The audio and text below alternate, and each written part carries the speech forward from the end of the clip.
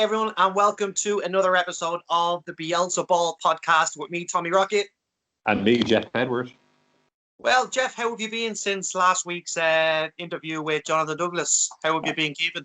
To be honest, I've been pretty up to much, to be honest with you. Like, there's no gyms, no barbers, no restaurants, nothing open. But I did meet my friends for a to-go pint. I know they're still technically not doing them, but they still are doing it in one place in Renla.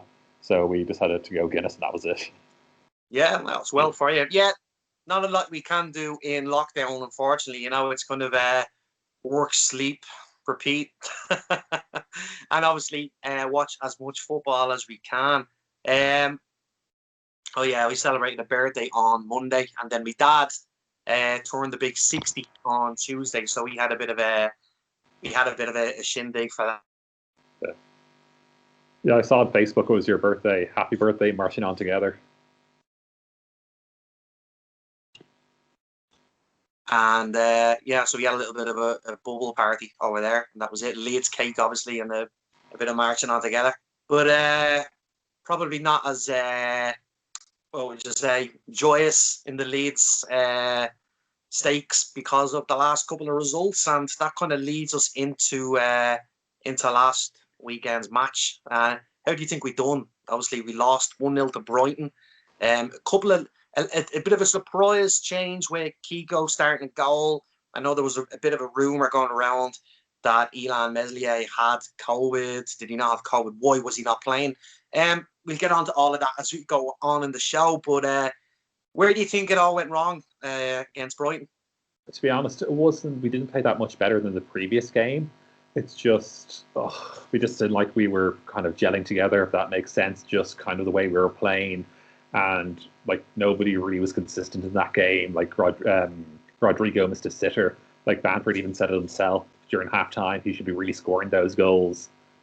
But other than that, like Brighton didn't play much better. They just got a lucky goal. Well, yeah, I would agree and disagree with that. I think even our most consistent players didn't turn up. Players like Dallas and Ayling, they were arguably the two worst players on the pitch, unusually. They both had fantastic seasons so far, but I think ultimately what costs us is having too many players playing out of position. One thing I don't like about our lineup when Calvin Phillips is not available, and it might seem unfair, but it's my opinion, is that Pascal Struijk isn't the kind of player that can play with his back to the game. He benefits a little bit more. He plays better when the game is facing him, i.e. when he's playing a centre-back. I think that when you can see the game in front of him, I think he's a little bit more comfortable. You can kind of see him a bit nervous on the ball, a bit hesitant, and a couple of balls bouncing above his shins and passes going left and right. And I just think our building process is what we need for our pattern of plays in order to involve the likes of Rodrigo. Just doesn't build when Calvin's not playing. It's not really a slower on Struijk. It'd be a bit unfair to do that on him because I think he's done the best he could. But I definitely think it's a position that we need to strengthen. Even if it's not a holding player, it's definitely a midfield player that can come back and retrieve the ball and maybe take it up the pitch just a little bit and involve the likes of Click and Rodrigo a little bit more in the stakes of going forward. Obviously, we welcomed Liam Cooper back. It was a welcome return because we needed natural centre backs. Ayling at centre back then, for me, again, cop ball watching for the goal. Should have been looking behind them. Dallas had obviously pulled in to stay with his man, and the ball was squared over, and Ayling was caught in no man's land. He nearly put an OG in as well, although an unlucky deflection.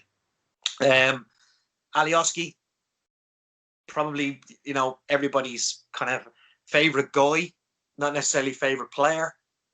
I think he had an absolute nightmare. He almost gifted them a goal in the second half. And, there's a lot of people talking about strengthening left back. And obviously, Stuart Dallas would be our preferred left back.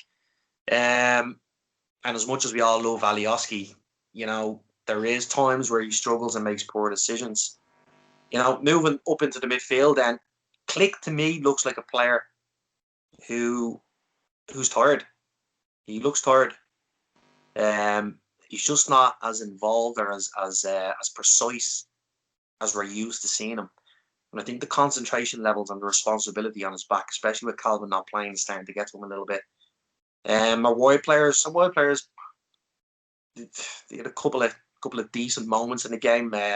Harrison should have scored. There was a left-footed chance where he curled it, but it went wide.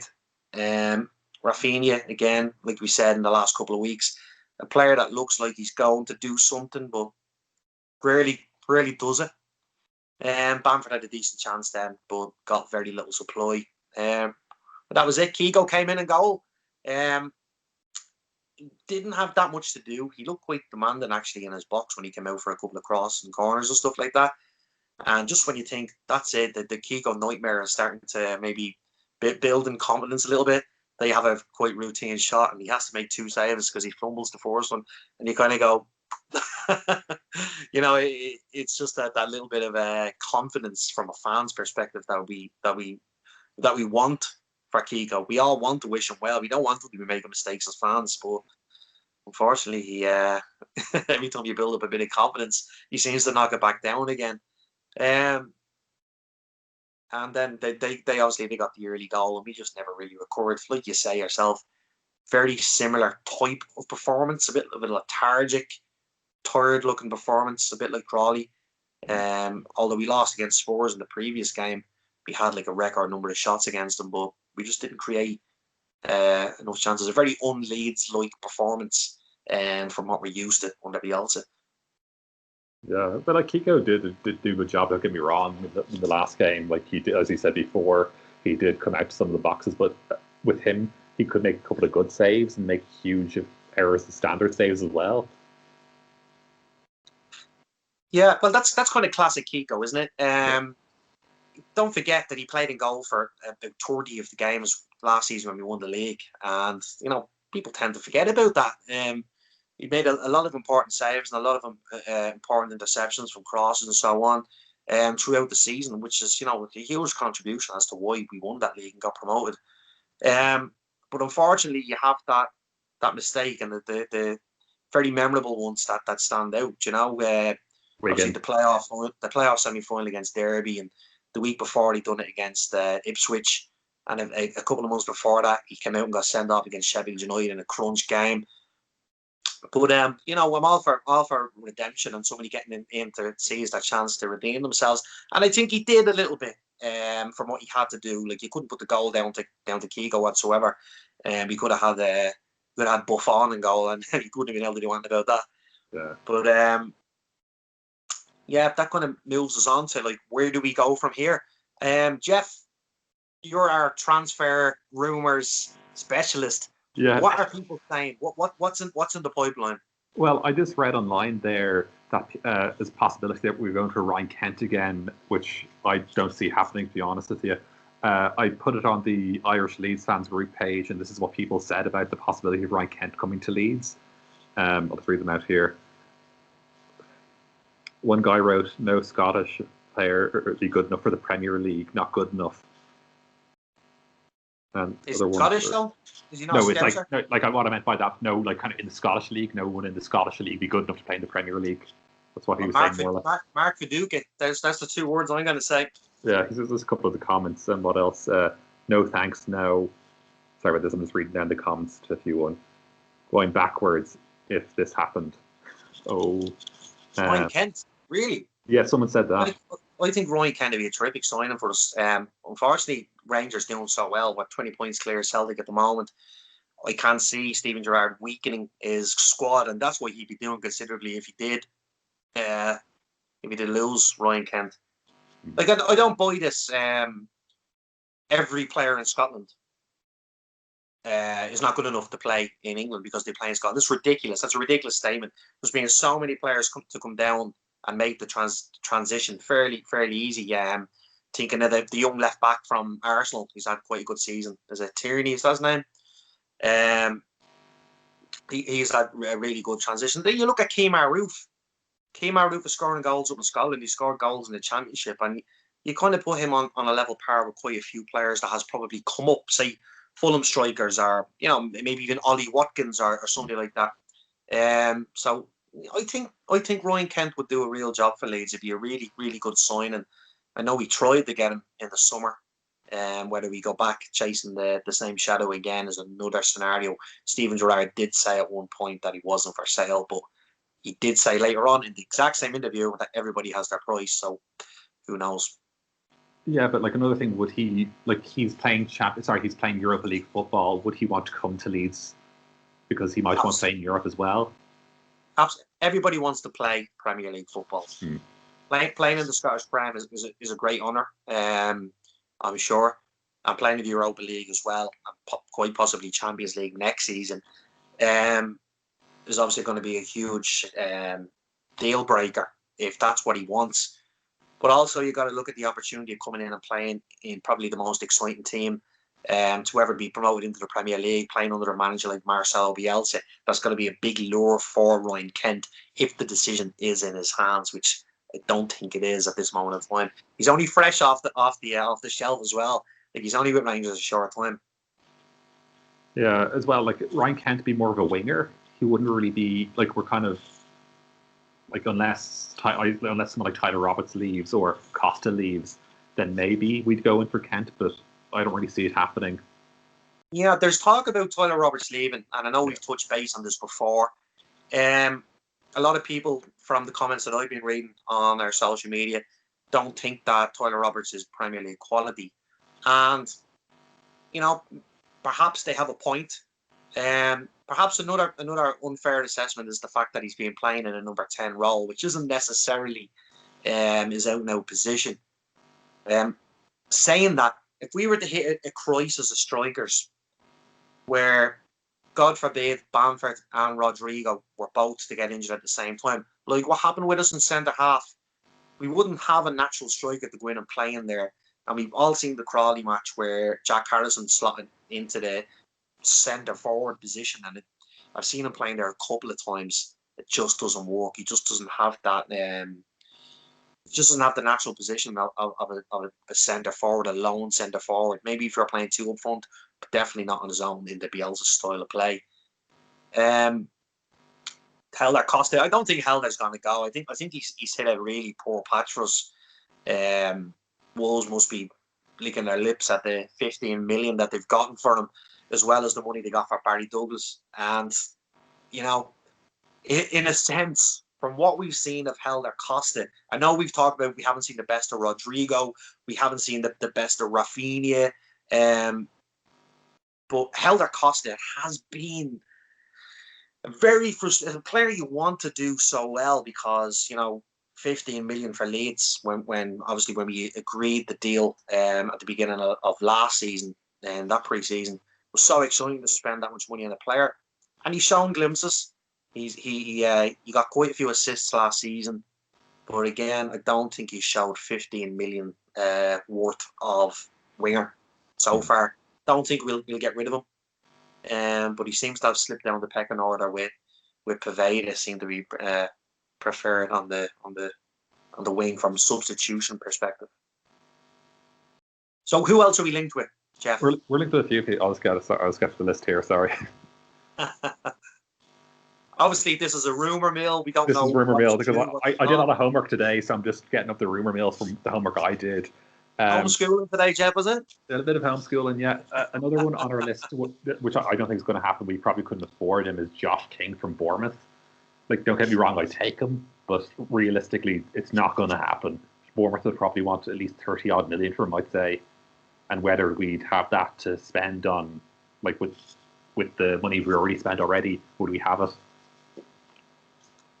Yeah, that's a good point. We've spent a lot of money. I've seen somebody put up like a list of the big spenders in Europe on their Twitter page, and we were in the top 5 or 6 in Europe. We were ahead of the likes of Atletico Madrid and you think even Manchester City. Saying that, we probably needed to strengthen our squad more than those teams. But do we have the money in the bank? Is it worth investing another 10, 15, 20, even 30 million into the squad in order to just reassure us? Which begs the question, obviously there's other players that we're linked with. Is this current squad good enough to keep us up? I'd say so, but I'd say, saying that, maybe we need at least one more player in, like, even if it's just a centre back. just to help with our defence. But if we don't get anyone, I'm still confident we could just about stay up. I suppose it all boils down to where we get injuries and suspensions between now and the end of the season. We're just about to hit the halfway mark. Obviously, our second time to play Newcastle, and we haven't played Southampton yet because of the FA Cup fixtures. But I'm looking at the squad and looking where we're really thin on the ground.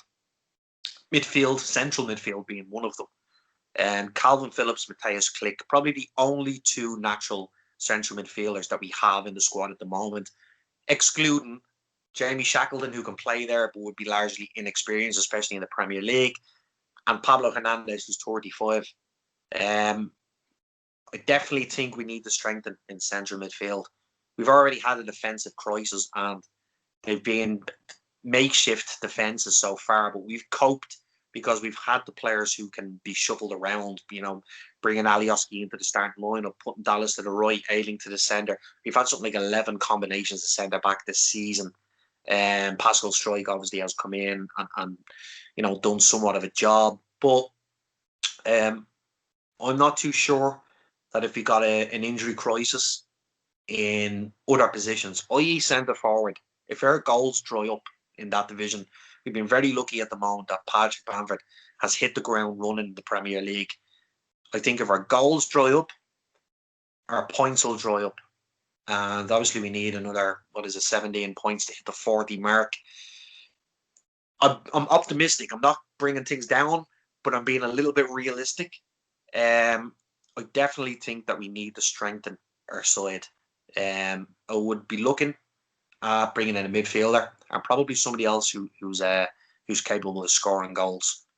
Saying that, we almost have a new player coming into the squad now, Diego Llorente, who seems to have lasted a couple of weeks this time. Somebody put up, you think he's made a Weetabix like Alan Forshaw. There's talk about Forshaw coming back into the squad as well. Again, question marks on whether he's capable of stepping up to this level. He would be a good person to reinforce the depth of the squad, but I still think we need to sign a little bit more quality in that position. Who else is in the rumour mill? There's a few guys in the rumour mill. I don't think it's going to happen. Other is Rodrigo de Paul. I read in line today that supposedly they're going to try and go in for him again, but that's going to be 35, 40 million. And I don't think Udinese will let him go, to be honest with you. I'd like to think we have a chance of signing him. I think he's the exact type of player that we need to sign. Me, like probably many Leeds fans out there, never really heard much of Rodrigo de Paul before we were linked with him. The name rang a bell, but I had never seen him playing in action. I've watched a little bit of footage of him, seen his show reels, and I've seen some footage of games since we've been linked with him, and he looks like the type of player that we really need, somebody that can get on the ball, who can pass, create, and can get in and tackle as well. It would be nice, but we'll pay for him. There's another guy that we're linked with as well. Oh yeah, there's another one from Syria as well. It's the Argentina player. Is it Polgard? Yeah, again, I think he's South American. Am I right? He's South American, yeah. I can't remember who he plays for. Is it Paraguay or? It's one of the better footballing nations of South America. Anyway, again, it's only something I've read in the last 24 hours. The player I know very little about, but from what I'm reading, again, he plays in the same position as DePaul, and he would be an equivalent type of player. Again, I've read that he's fallen out with the from being a first choice selection, so that might work to our advantage. The manager might be looking to offload him to create funds for themselves to strengthen the Fiorentina team. So, the fact that we're being mentioned with these players, it might be a positive thing, and we might be in the market for buying one of them. Let's hope so. It could be, but as we know from being Leeds fans, sometimes you got to take what you read in line with a very pinch of salt. Yeah. So, like that bollocks last year, what was it? I read in line that supposedly wanted to go in for Totti, come out of retirement, which was never going to happen. And what was it? Zlatan and Cavani. Like, I don't like they're old, so like they're still good. Don't get me wrong, but I'm just saying it was never going to happen. Yeah, it's nice. It's nice to be linked with big name players and all like that. But how much reality is actually behind? How much truth is behind it? I suppose only Victor Orta will know to the full extent. You just don't know with Leeds. It seems it's funny season every time the transfer window opens with Leeds that we seem to be linked to anybody and everybody, especially somebody that might have a direct connection to Bielsa, whether they be South American, Argentinian, have played for one of his former teams, or that their name ends in a vowel, so they have a they have a Latin connection. So we seem to be linked with everybody, but like I say, only Victor knows, and let's hope that he's on the trail of a really good central midfielder. Yeah, let's hope. I trust Aorta, but don't get me wrong, he's made some howlers in the past, but he's done a lot of good for Leeds as well. Well, he's made probably the most important, the biggest call that anybody's called for Leeds in a long time, and that was to get Bielsa in. I know it was a tongue-in-cheek suggestion at first, but without that decision, we aren't here today. That's a fact. Player wise, yeah, he's made some good, he's made some bad. The good, the bad, the ugly. So yeah, it's come here. Funny season. Let's hope we reinforce the squad a little bit. Let's hope we don't overspend. We don't want to land ourselves in any sort of financial difficulty if things don't work out for us. But yeah, let's hope we sign a central midfielder, preferably a central midfielder and a centre forward. That's where we really think we need to buy. As Jonathan Douglas said last week, the first player he'd be looking for is somebody to relieve the pressure from Patrick Bamford. Like a target man, maybe. I don't think a target man is Bielsa's kind of player. I think Bielsa likes somebody who works hard. And we've seen the big difference in Patrick Bamford since Marcelo took over. In his work rate, he seemed a little bit lazier.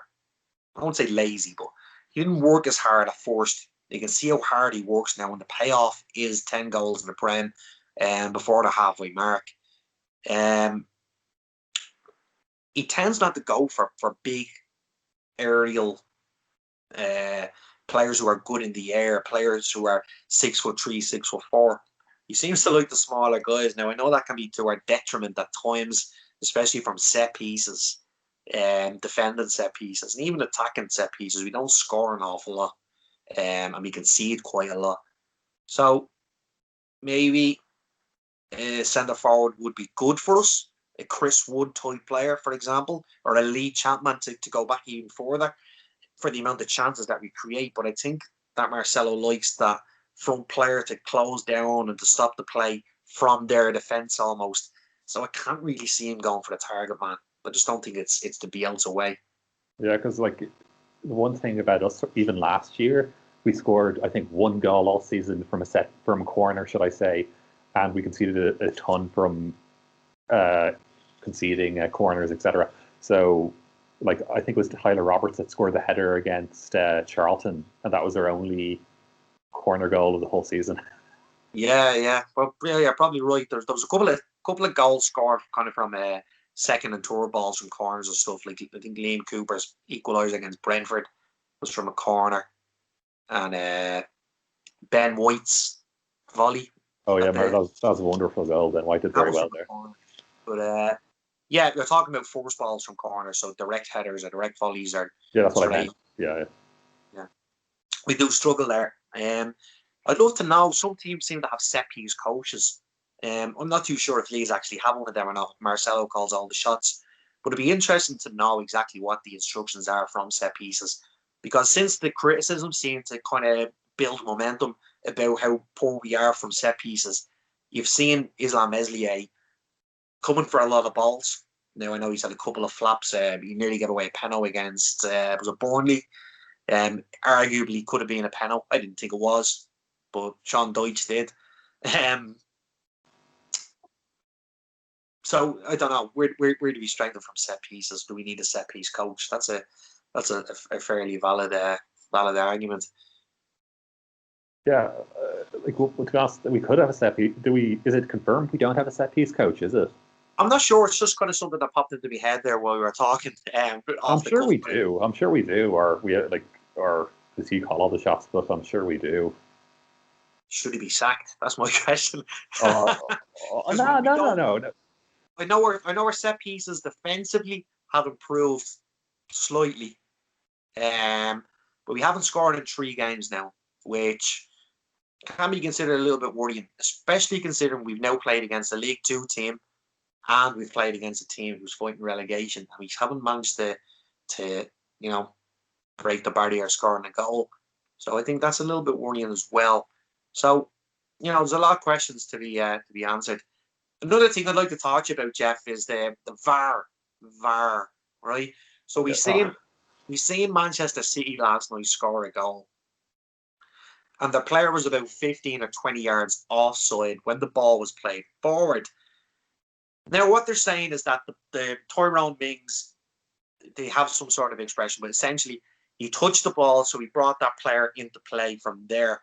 But it comes down to was he interfering with play when the ball was passed? We're going off topic. We're talking about Man City and Aston Villa, but it begs the question: can that be offside? Can your arm be offside? We go back to Patrick Bamford against Crystal Palace, and we say a player whose feet were 2 yards onside, but his wristwatch was offside, and the goal is disallowed. Manchester City have a player who's 15 or 20 yards offside when the ball is coming into the zone. How can he not be interfering with play? It's a ridiculous rule. What do you think? Well, I know with Pat Bamford that time, apparently when you look up the rule book of offside, it says, well, I can't remember what it said, but it had nothing to do with, it says your arm or something like that. I remember it was on the Facebook page. Someone wrote down had the book of offside and explained it, and it had his arm was over it or something like that, over the line, but it had nothing. It said there's nothing in the rule book says your arm can be offside or something like that. There's so many rules that I don't even think the players are aware. I read a tweet from Tyrone Ming saying, I wasn't even aware that rule existed. Now, if the players, if a top professional Premier League footballer doesn't know the rule, especially a defender not knowing an offside rule, I think it really underlines how confusing and how unclear the offside rule actually is. Why not just bring back when the ball is played, if a player's in an offside position, bang, you're offside from there. Because even there was an incident in that match last night where there was a player clearly offside, and whatever happened after it, there should have been a free out. The flag should have went up, it should have been a free out, and the other team ended up getting the corner. What if they scored in that corner? There's just so many blurred lines that I think it's getting a little bit ridiculous at this point. Especially the fact that we have cameras looking all over the pitch and people reviewing these decisions. How about a little bit of common sense? Unless unless they just do each team has had 5 calls a game or something like that, or it's just at least with this VAR they can't say, oh, this happened, that happened. They have the video evidence, but it can spoil the game in some ways as well. But maybe if they even bring in something that you only can have, as I said before, 5 calls a game, so the teams only have a certain amount of calls a game. Could they do like that? in tennis? Maybe? Like in tennis, yeah. Would you think they could do it like that? I think it's a valid point, but if they have these rules and there's so much red tape around the decision, I don't think that the referees or the guys sitting in the office watching the screen at VAR are gonna change their mind. I think they in their head that's the rule, and no matter how much common sense, you look at the Bamford one. I know it's weeks ago, but that game could have been so different if that goal had went there. We end up losing 4-1. Bit of a flattering result to Crystal Palace in the end. We crumbled a little bit, but that game would have changed everything as far as the final score of that game. I think it's something that's really important. The big teams, you might think that newly prone team Leeds. We haven't quite got back up to the top 5, top 6. Hopefully, we do in the near future. But you see the big sides getting the decisions. You see Manchester City last night, Man United getting penalties after final whistles. Last year, you're seeing quite a few VAR decisions going Liverpool's way. It almost seems like Leeds just don't get that rub of the green, nor do some of the other sides who are in a similar position to us. It's hard. It's as I always say about VAR, it can either work in your favour or screw you over. So there's ups and downs to it. Yeah, yeah. But maybe maybe a lot of old school soccer fans would just say, no, I want VAR gone. The ref should just call it how it is, how they see it. Is there even any need? Is there even any need for referees or linesmen anymore? What's the linesman even doing anymore? Because he can't put his flag up until the period of play is finished. So why even have the linesman? Why have the fourth official? Because all he does is get an ear bashing off the manager, whose decision is it's gone against. A bit like Dean Smith the last night getting sent off. Like the least the referee could have done before he went over. I'm not a Dean Smith fan by any stretch of the imagination, or John Terry. But the least the referee could have done is go over and had a look at the decision again and give the chap the benefit of the doubt. I'm not defending Aston Villa whatsoever. I wouldn't be a Villa fan, especially after the game at Elland Road season before last. But I can just see it coming back to screw us over before the end of the season. And I wish that some sort of decision would be made. Why aren't referees going over and watching the screen just a little bit more often, especially before they start dishing out penalties? Like the penalty last night again in that game was very, very soft, and he didn't even look at it twice. You know, he's taken the word of somebody who's sitting in an office, literally controlling the whole game from sitting there looking at a VAR screen. I think it needs to be reviewed big time. Like even that time with, remember Patrick Bamford, I think the penalty was against Fulham. He literally just put the hands on his back. Like I don't think he even put any strength in it. Patrick Bamford went over, and we got a penalty ahead of it. Yeah, so it's kind of like, would players know that it's probably 50-50 shot whether they'll get something out of it if they just fall to the ground or someone puts their hands on them? Yeah, if you make a big deal of anything now, the referee gives the decision. And I know Marcelo Bielsa is a very honest guy. I'm sure he's not encouraging it, but other teams are doing it. I think we should do it too, because it could be the difference between staying up at the end of the season. Honesty. So that kind of moves us on to we've no game at the weekend. What are we going to do with ourselves in lockdown? No match. But we do play on Tuesday night, and it's the reverse fixture away at Newcastle. Obviously, the first game was 5-2. A game that looked fairly kind of in the balance for a while, especially when it hit 2-2. But we went on to win the game kind of convincingly towards the end. We looked like we had a little bit more steam in our engine for the last 10 or 15 minutes. How do you think that game's going to go, and what kind of a lineup do you expect? I'd say it'd be the same lineup as the previous time I had guess. I don't know whether Melier is back or whether he's still, whether if he has COVID, will he be ready for the game, or if it's an injury or whatever.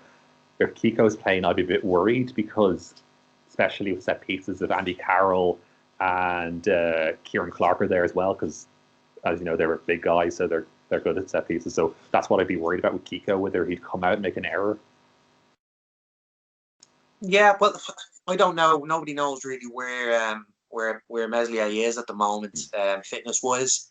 If he did have COVID, he's probably gonna have to knocking the stuffing out of him a little bit. Will he need a little bit of time to get back to normal?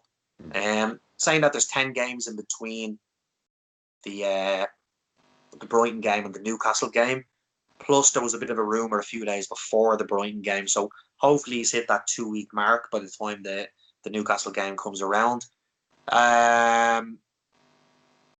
But would he be fit? That's the problem, because you know the way Bielsa likes his players to be in tip-top shape. If he's 2 weeks and he's getting over COVID, would he be able for the game? I don't think fitness levels for goalkeepers are to be, are as worrying as maybe if it was a central midfielder or somebody like that. So I don't think the fitness level would be too much of an issue with a goalkeeper. Wearing me Meslier jersey today as well. You know? Shout out to Elland, get well soon. Yeah, I think that the more concerning bit, or probably the part of the lineup that I'd be focusing on is who starts in defence. Llorente played for the under-23s the other night, and he scored in a 1-0 victory. So that's very positive for us. He played the full 45 minutes as well. I would be quite willing and probably adamant that if he's fit, I'd like to see himself and Cooper starting to centre back. Calvin Phillips is going to be back as well. We'll be playing him in his usual role. Dallas at left back, and Luke Ayling finally back at right back, which gives us that little bit more drive down the right hand side. The rest of the team picks itself. Pretty much the usual wingers, forward, and midfielders. But I would hope that Llorente is starting against Newcastle, because I think it's something that we need. We need Ayling back in position. We need Dallas back in position. We'll get Phillips back, and we'll have a natural centre half. I think the stability that will create for Leeds will be priceless, really. Yeah. I honestly don't know what team's going to pick for the Newcastle game, to be honest with you. Like, if I take a guess, it'd be the same team as last time when we played Newcastle, but there's a possibility that he will start Llorente, and I agree with you, I'd like to see Llorente start. But whether it'll happen or not, it's hard to say, because, as you know, he likes to always stick with the same guys. He doesn't like the rush players back, does he? No, he doesn't. Probably one of the most frustrating things, obviously, because he knows the players better than we do, but we're seeing that the players fit, and we're like, why isn't he playing? You know, even Llorente on the bench against Brighton, you would have loved to see him in the team, but it wasn't to be. So obviously, this is episode 3, and just for the viewers out there, I hope you're enjoying the podcast so far. The idea of it now is to get a former player or a special guest on at least every second show. We have somebody to come in to join us next week. We can't say too much about it. But put it this way, it's a very exciting former player. We won't say too much more than that. He has lifted silverware for Leeds United. That's as far as we're going to say until we have everything sorted out. Jeff, tell us, right? Let's get to know each other a little bit. Because myself and Jeff, we've never met. We have a mutual love for Leeds United. We live in the same city. We're both in Dublin, in Ireland. I am about 10 years older than Jeff. I know I don't look at you. That's very nice. Thanks for your Jeff, how did you get into supporting Leeds United? What's the backstory? Well, my dad really, basically, he started following Leeds in the 60s and 70s when we're doing very well. And basically, I just started following him, following his team, obviously, because it was basically David Leary's manager at the time as well. So I vaguely remember the Champions League semi-final. I vaguely remember us losing it. But I do remember when I was young going over to see that old Leeds team of Leary's team. I remember meeting Mark Viduka, Alan Smith, Lucas Radeby was the first guy I met. I got a picture with him when I was younger. And who else did I see? Paul Robinson, Nigel Martins. So it would have been the Champions League. What was your first game at Elland Road? What was your first Leeds game? It was Chelsea versus Leeds. We won 2-0. I think Robbie Keane and Mark Viduka scored, and that's when I met the team at the back at the end. But that was my regular going over to Elland Road. We used to drive my dad insane, having to wait around the cold for hours to meet the players. But it was always a trip around to the back of the stand. My first game actually was we used to go to see Leeds. Leeds used to come over to Dublin all the time. My first Leeds match was probably about 1988 or 89. I would have been only a nipper, only 4 or 5. And Leeds used to play against Shelbourne almost every pre-season. I even remember them playing them twice. Twice in 1 year once. I think they played them the FA Cup match or something like that in the middle of the season. Seeing Eric Cantona making his debut and players like Luciano Becchio before anyone knew who he was against Shelbourne. But my first Leeds Premier League match was actually in Goodison Park, and in 1996 or 97.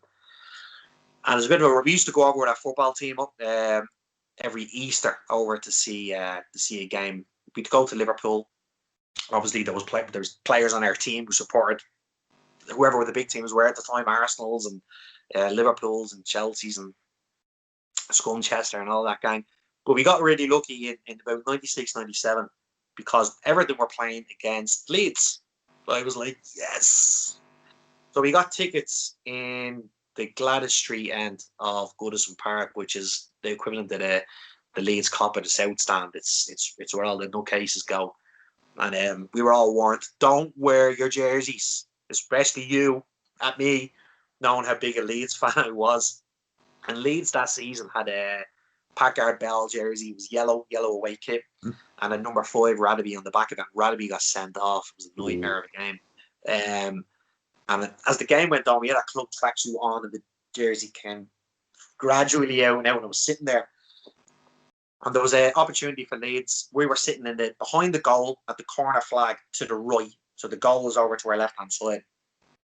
And Hasselbank slid in at the back post, but then he hit the side netting on the far side, and I thought it was in. I was only 11 or 12. Oh no! I jumped, oh. And I got, oh, sit down, you fucking swats. What are you doing in here? Get out, get out.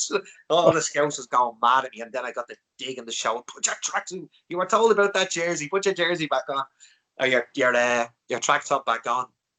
That was my first Leeds match, Premier League match. First Premier League match in Elland Road was 1999. I was a bit older than you were by the time I actually made it to Elland Road.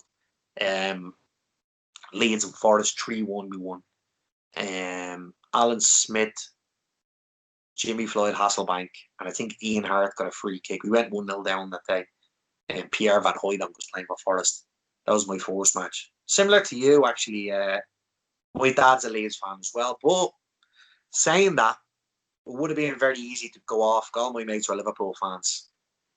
Because coming off the back of the 80s and Liverpool's success, all the Irish lads played, Steve Staunton, John Aldridge, and so on. But Leeds won the league when I was 8. They won the first division, the Premier League as it is now, when I was 8. They won the old second division when I was 6, 2 years before, 1990 and 92. Then we had all the kind of the good years going up through the 90s of, the Brian Dean teams, the Tony Aboa teams, moving on to Hasselbank of the Duke at the O'Leary years. And, so it was very easy to be a Leeds fan back then. But that's kind of how I got into Leeds. Yeah, so, I do remember some of the good days. Like as I said before, I vaguely remember the Champions League finals, losing it, and I vaguely remember a few things just doing quite well. But then I do remember more of the years where we just about stayed up, and then the following year went down, then all downhill from there. So it's more negative, I remember, than positive. But hopefully, since we're back in the top flight, I'll get some more positive memories in the future. Yeah, hopefully. Well, hopefully when everything settles down, I don't know if it's going to happen this season. We'll be a little bit optimistic if you think it is. It'd be great to get to Elland Road to see Leeds in a Premier League game. It's obviously it's a long time since anybody has gone to see Leeds in a Premier League game. Leeds and Fulham was the last time I seen Leeds in a Premier League game. That was a 3-2 win. Dominic Matteo in injury time. But it'd be nice to get over and see a Leeds Premier League match because, for those people who don't know us, we're both very regular visitors to Elland Road. We get over as much as we can. It's a bit of a trek from Dublin, and it can be expensive at times as well, depending on when flights are booked and so on. But it would be great to get over to Elland Road and finally see Leeds in the Premier League. So here's hoping to that. Yeah, 17 years in the waiting, technically, because think about it. We were going to say 16 years in waiting, but that's 17 because we probably won't get over this year at all. I know. Well, I know they started to open things back up for other teams. Obviously, we see a small crowd at the Leeds and Chelsea game. Leeds as a city never got down into the whatever tier it is that they tier 2 or whatever, that they were accepting fans in the ground. So, let's hope that when things start to settle back down again, that maybe they start opening up small numbers, at least to get fans, not even us, just to get the fans back in for a bit of an atmosphere, and so we can generate a little bit of Elland Road hostility when some of the other big clubs come, when Man United come to town and when Chelsea come to town. So that's the game I want to see because that was the first game I saw. So if and when we go back, I definitely want to see Leeds and Chelsea. I definitely want to see that. And do you hope that Fat Frank Lampard keeps his job, because he looks on thin ice at the moment, doesn't he? Let's see. I think I said to just before, if he wasn't a Chelsea legend, not a hope in hell he would have gotten that Chelsea job. Don't get me wrong, he did do okay at Derby, but no chance at all. Absolutely no. Think about his Derby job. They scraped into the playoffs right at the end of the season. Now, they got there because they deserved it, because they got enough points. But he scraped in the end. A couple of results went his way. He got into the playoffs. We were dancing all over them at 2-0 in aggregate going into half-time in the second leg of the playoffs. And we literally gifted it gifted it to them. And that was his only achievement. Scraping into the playoffs and being gifted a place in the final of the playoffs. And then he gets the Chelsea job based on the back of that. Which, let's like it or lump it or love them or hate them. Chelsea job is a big job in English football. I think he's starting to get found out a little bit now. But do you not agree that if he wasn't a Chelsea legend, he wouldn't have got it? Absolutely, 100%. Yeah. Like so many, like Wayne Rooney, only for he's an England legend, he wouldn't have got the Derby County job, not in a million years. He's younger than I am, and I don't know. Obviously, having the track record that he has as a player is going to gain instant respect from the Derby players, and it's worked somewhat so far. But what when you hit a bad run? Is he going to have the technical abilities to get them out of a mess or a poor period? I don't know. But it kind of says a lot about today's management as to what kind of managers clubs are looking at. They're all looking at young guys. They're all looking at the likes of Pep Guardiola or, as the kind of poster boy of a young manager. Arsenal have tried it with Arteta. I'm still to be convinced by him. Look, that's where the old stereotype comes from. Like if you make a good player, you make a crap manager. If you make a crap player, you make a good manager. Yeah, that some of them never played at all, and not to my knowledge, like Mourinho or, I don't know if Mourinho was ever even a professional footballer. I think he was a goalie. If I'm not mistaken, I could be wrong. Was he not a goalie? I could be. I don't know. I don't look at the Chelsea history or kind of Mourinho history. Like Mourinho is a good manager. Like he's won trophies wherever he's gone, but it's just like it's like football is like politics. It's like kind of like if you're like a god in soccer, you're going to get a football manager's job, no problem. Yeah, it's saying that there has. I know that the famous saying is that a good player doesn't always necessarily make a good manager. I think that is moderately true, but then you look at the likes. I know he's going through a bad period at the moment. Zinedine Zidane, they were knocked out of the cup by a Tour Division team the other day, which sounds familiar. But it goes to show it can happen to even the best clubs in the world and clubs that are very successful on a regular basis. But Zidane has done an outstanding job. 3 Champions League, consecutive Champions Leagues. Says they've lots of money to spend and all, but you still need somebody in there that can steer the ship. So Zidane would have to go down as a world-class manager and a world-class player. Frank Lampard, on the other hand, I don't know. I'm just not convinced by him. I was never a Frank Lampard fan, not as a player or a manager. So, I can't say I wish him the best of luck or anything like that. You always have those kind of players and managers that you like and you don't like. So, that's it. Let me ask you something that's kind of gone a bit off topic. If and when Bielsa leaves, who would you like to see in to replace him? Oh, I don't even want to think of that. I don't want to think of it, but it's probably going to happen because he's, as you know, he never stays too long at a club. Yeah, well, obviously he broke his record there a few games ago. Whatever he had, it was Real. Is it Betis? Whatever his record was there, he broke it with Leeds, 178 matches or something like that it was. I dread the day that Bielsa has to go because I think it'll be the end of an era for Leeds United as a club and as a city. He's rejuvenating not just the city, but us here in Dublin, Leeds fans in Australia, Leeds fans in Thailand, around the world. He's brought a new meaning of football and life to us all. I dread the day that he goes. I know some people are calling for his head at the moment. Certain people, a very small minority, think that he needs to go because he won't change his way. For me, they don't truly understand what great managers are all about. They're all about believing in their methods, and that's exactly what Bielsa does. If it were to happen, who would I like to see? I know Carlos Corbian is tipped in Leeds by some of the people who I know who are regulars over there. Some of them are involved with coaching in some shape or another in the ranks at Leeds. He was tipped to be the long-term replacement, even though he was there before Bielsa even got there. He's somebody who's definitely going to be in the market, no matter what happens at Huddersfield. Because I think in Corbian's long-term plans, I think he was looking at serving the apprenticeship from Marcelo and then getting a bit of first team action at Huddersfield, only up the road. And maybe one day coming back to manage Leeds United, knowing already the stuff that he's learned from Bielsa. I think he is definitely a name that's going to be in the running. Again, the usual people are going to be linked with the club. We've already been connected with the likes of Ranieri, and I think it'll be somebody either previously associated with the club or somebody high profile. I don't think we'll be pulling any former players out of the woodwork to go in, like Frank Lampard or anybody like that. Or like he's a Leeds legend, like Lucas Radby. I remember his name was rumours, but it would never happen.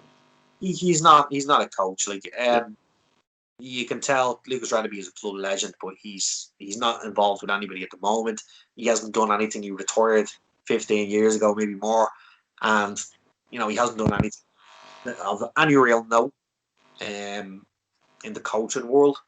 So I can't see any. I can't think of a single Leeds player, with the exception of Lee Bowyer, who's currently doing anything moderately successful at any club, saying that he got relegated last season. I wonder if he did come in, would he do a good job at Leeds anyway? Do you think he would? I think here's one thing to myself and my dad were talking the other day, and we're talking about the rivalry, let's say, between Leeds and Manchester United. There is nobody at that club at the moment who truly understands that. Maybe some of the players who are from Leeds, maybe Shackleton, maybe Phillips, but I still think they're a bit young to even understand and know what the true rivalry. Marcelo Bielsa doesn't know it. He doesn't understand what that rivalry is. He can be bigger bottom dollar than any of the non-English players, non-British, Northern players don't understand what the true rivalry of that game is. But if you got somebody like Lee Bowyer, who played through it, lived through it, not a Leeds fan, but he played in those crunch games, heard the 40,000 people at Elland Road, and wanted to win games like that. I think that's something that Bowyer would bring to Leeds. I think he would bring the true passion and meaning of what it is to be a Leeds United player.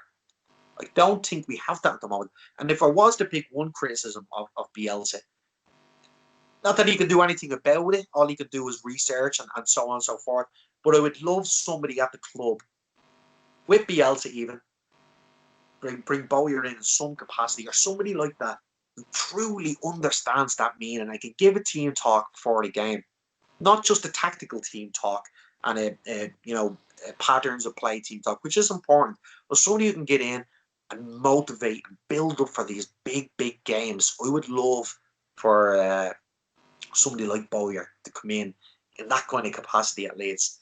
Maybe I'm dreaming. Maybe.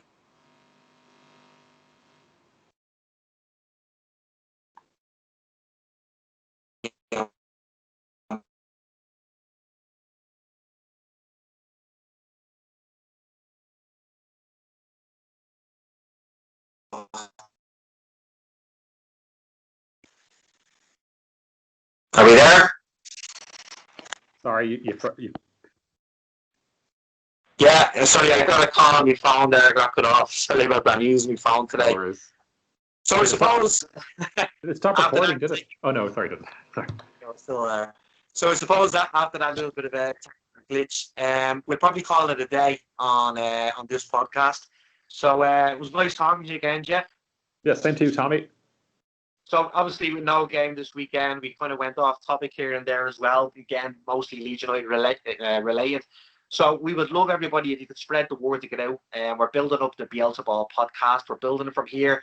We've got some really exciting guests in the pipeline. So if you could go onto our Facebook page, Bielsa Ball podcast, hit the like. If you're watching this on YouTube, just go below us here and hit the subscribe button. And if you can share it on your social media as well, that'd be absolutely fantastic. All feedback, good, bad, whether you agree with us, whether you disagree with us, put it in the comment section on Facebook, on YouTube, or whatever. And we look forward to hearing your feedback and your opinions, because at the end of the day, podcasts are all about opinions, and just because we're on camera doesn't mean we're right. So if you agree with us, great. If you don't, post it. let us know if you have any questions, if you have any topics, any subjects, any players you want us to interview or talk to or about. Pop it in, and hopefully we can get a Facebook Live where we can answer live questions in the near future as well. So until then, until next week, I'm just going to do one last thing after we say, I've been Tommy Rocket. And I'm Jeff Edward. What's your prediction for Newcastle? Can you make it quick? I'd say 3-1 Leeds. I'm going to go 2-1 Leeds.